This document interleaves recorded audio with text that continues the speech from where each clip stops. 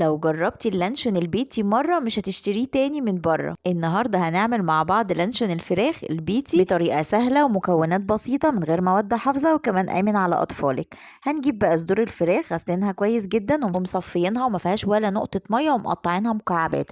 هننزل بقى في الكبة بتاعتنا كده ونفرمهم فرم ناعم جدا، وهنزل عليهم بملح وفلفل أسمر، معلقة من البهارات الفراخ، معلقة من البابريكا المدخنة، وافرمهم بقى فرم ناعم جدا. هيبقوا بالشكل ده، يعني تمسكي المعلقة كده ما تلاقيهاش بتقع، هو ده القوام المظبوط. والمكون عندنا هو النشا، هنحط معلقتين كبار من النشا عليهم كوباية مية ساقعة ونضربهم جامد جدا لحد ما تلاقيهم ناعموا معاكي وبقى بالقوام ده وبالشكل ده. هنجيب بقى اكياس حراري، هبدأ كده ان انا افتح الكيس واحط الخليط واديله بخة من الزيت وابرمه كويس جدا. خرجي بقى الهواء بتاعه كده واخبطيه خبطتين كده، وابدأي اربطيه كده من الجنبين زي البونبونايه كده، وهبدأ ألفه بالستريتش راب علشان أتأكد إن هو اتبرم معايا كويس، وأحطه في الورق الحراري اللي هو الفويل الألمونيوم ده، وابرمه زي البونبونايه كده. الطريقه بقى التانية اسهل واحلى بكتير خالص. هتجيبي الكيس الحراري من غير ما تفتحيه زي ما هو كده وتحطي جواه الخليط بتاع اللانشون، واخرج الهواء بتاعه كده من الكيس، وابدا ان انا اضغطه كده بالسكليبر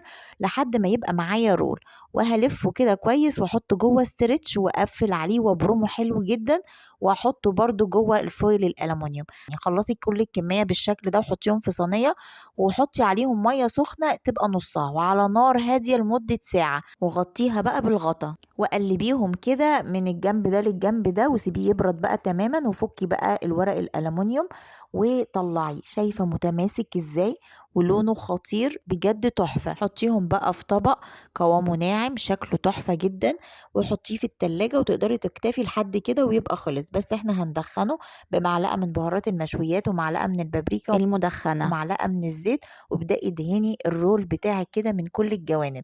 طاسة سخنة كده وانزلي بقى بمادة دهنية ياخد اللون الخطير ده ويبقى يجنن، ريحته رهيبة.